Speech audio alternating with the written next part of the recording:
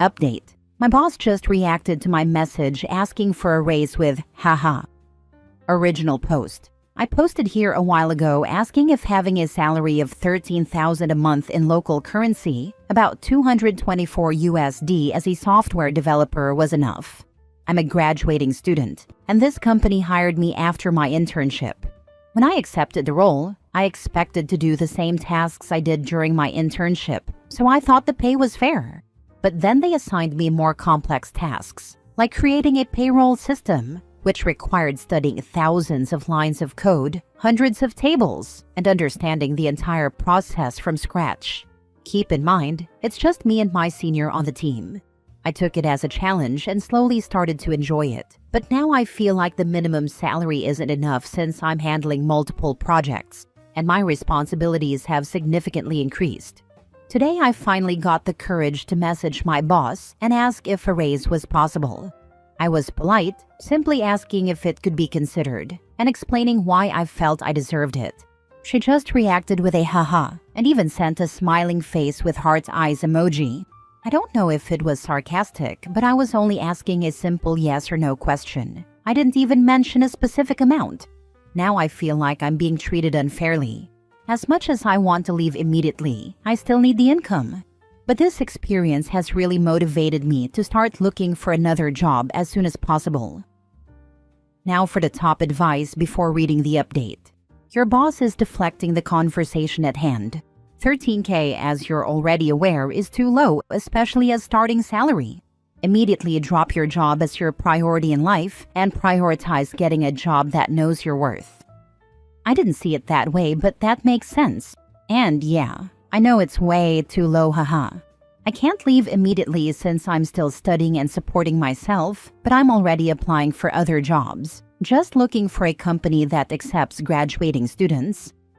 Start applying for backup options. If you get accepted or receive multiple offers, present them to your boss and see if they can match them. If not, you're ready to move on since you already have a standing offer. Make sure you have leverage. That was actually my initial plan, to secure an offer before asking for a raise, since I still enjoy the work and the setup I have here. But I just wanted to take a shot at asking tonight. I guess her response was a sign that I should walk away once I find a backup.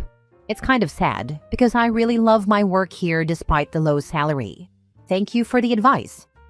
Bad idea. Even if your company matches the offer, do not accept it. Leave and move on. If you stay, they will eventually fire you. It's very unprofessional to tell your company that you have another offer and that you'll only stay if they match it. Your boss and HR are not kids. They are cunning. This isn't a game. I was a fresh graduate, and a company once offered me $15,000 to basically be their entire IT department. This was almost 8 years ago. Luckily, I had a friend with experience who advised me to look elsewhere. $13K is laughable considering the workload they've assigned you. Yeah, that's what others told me too, when I posted on a subreddit last time. Thanks for slapping me with reality again.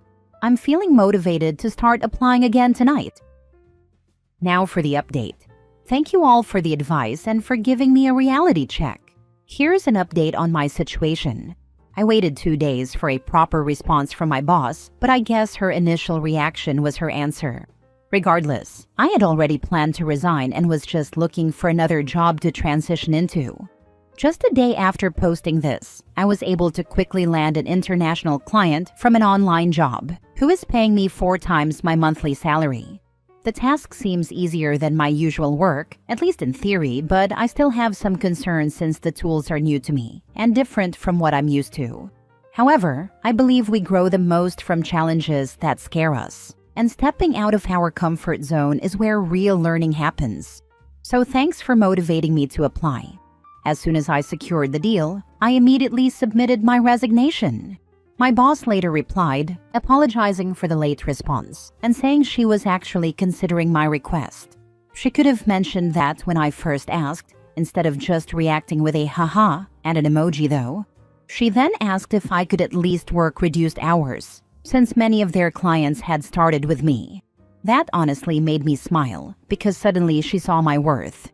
Yet, when I initially asked for a raise, it seemed like I wasn't even worth a simple response, not even a short yes or no. Unfortunately, I didn't do what some of you suggested, reacting to her message with haha or replying with just a crying emoji. Instead, I told her that I had already made up my mind. I kept it polite because I didn't want to burn any bridges, as I still appreciate the experience I gained from the company. Thank you all for helping me realize my worth.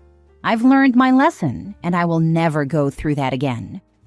Last time an employer did that to me, I found a new job in 2 weeks, and when I gave notice, he claimed I blindsided him. Happy for you, man. Oh no, how could this be? My employee blindsided me with a resignation just a few weeks after I ignored their request for a raise. Surely it's not about money, right? They just lack loyalty and resilience. This is definitely not my fault. Some bosses, really. So proud of what you did. That's the right approach. Keep it professional. Even though what your boss did was unprofessional, just reacting with a haha to your message. And now, only when you have a better offer does she suddenly see your worth. Good luck on your new job, OP. Thank you. Kill him with kindness, I guess. Congratulations. Are you still going to work on your notice period, bro? Surprisingly, they're not asking me to keep working. I just told them I would hand over the files and work I have, and I'm good to go. I also don't have a contract, so I don't think I'm obligated to. Second story. Update. Me, 39 female, with my 44 male depressed colleague, accused me of bullying him. Original post. I manage a team of 12 people, and last year, a 13th member was added when other managers refused to deal with him any longer. He has been diagnosed with depression and generalized anxiety disorder. He is morbidly obese and suffers from musculoskeletal problems related to obesity and diabetes. When they assigned him to me, it was because I had successfully helped other employees with mental health challenges. I was happy to take him on, believing I could support him. We made some progress, steadily increasing his level of work. While his performance never reached an acceptable standard, I made accommodations to relieve pressure, hoping this would lead to sustained long-term improvement. I also arranged for ergonomic equipment to help him be more physically comfortable due to his obesity. I genuinely felt we were making progress. Unfortunately, he committed a serious security breach by sending out personal information to someone who was not legally entitled to have it. As a result, I had to place him on formal disciplinary action. Since then, he has been on sick leave for over 3 months. He is now subject to attendance management procedures and has reached out to a local mental health group, claiming that I have bullied and harassed him. According to him, this has made it impossible for him to return to work. I have documented evidence proving that this is not true.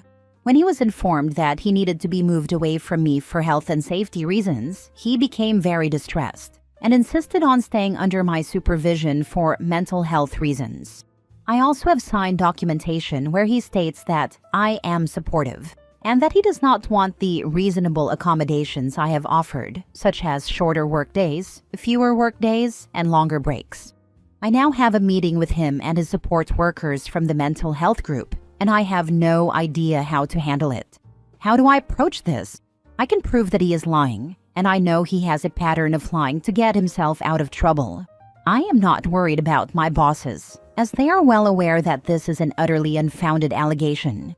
My main concern is that he is completely unsuited for the job, and because he refuses to acknowledge any responsibility for his mistakes, it is impossible to correct his performance.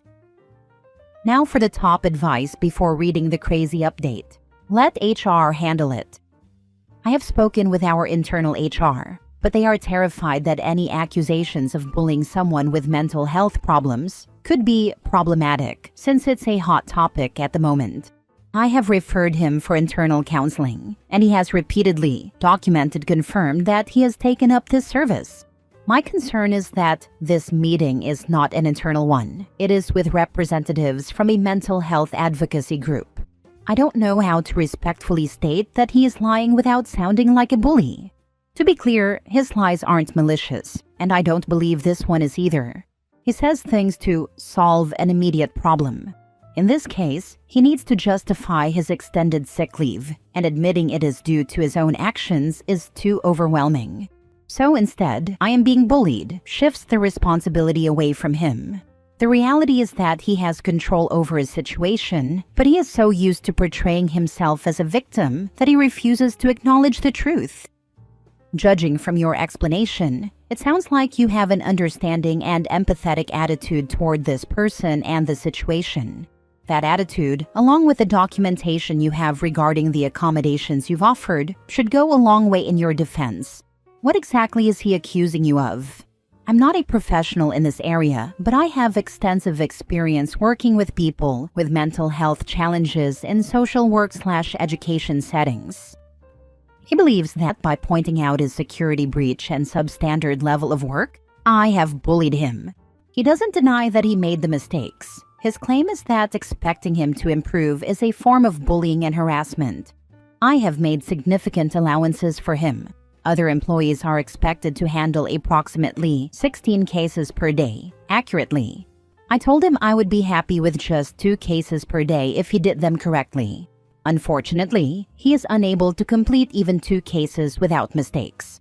Despite allowing him to work at a much slower pace, he believes that he should be given the same margin of error as someone handling 16 cases.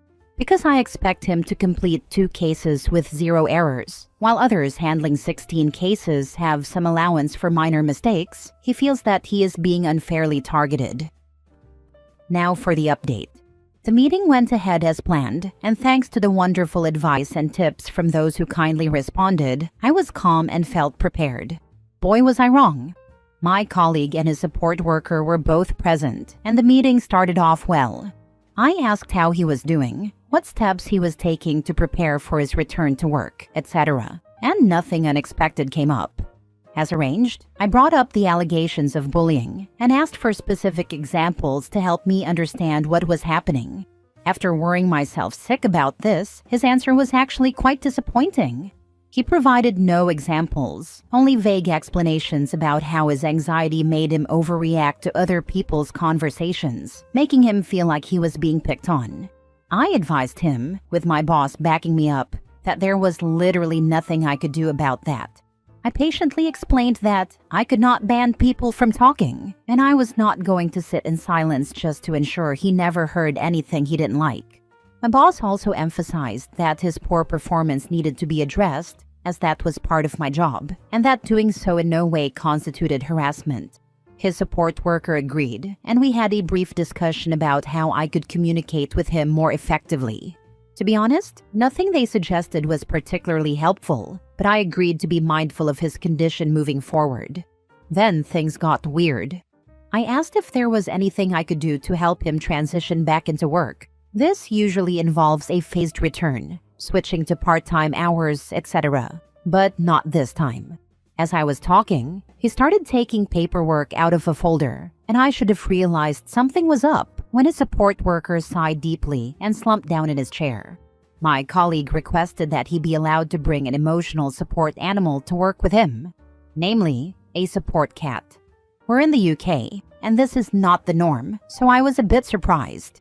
He hadn't settled on a breed yet, but was torn between an Abyssinian or a Siamese. I thought that pointing out some obvious difficulties with this idea might make him realize how inappropriate it was. For example, I reminded him that we already have a guide dog in the building for a partially sighted colleague. His name is Rufus, and he is by far the most popular being in the office, the dog, not the human. I explained that introducing a cat might cause issues. He responded by telling me that it was illegal to discriminate by favoring one disability over another, and that if a blind person could have a guide dog, then a depressed person should be allowed to have a cat. I moved on from this clearly idiotic point and asked how a cat would react to being placed in a pet carrier twice a day to travel to and from work. He confidently replied that he would train the cat. At this point, my boss became very agitated and demanded, "How the heck do you train a cat?" Not to be deterred, my colleague stated that in the worst-case scenario, he would leave the cat at work overnight and only take it home on weekends. I asked how he intended to handle cleaning the litter box, considering his serious weight issues made bending down difficult.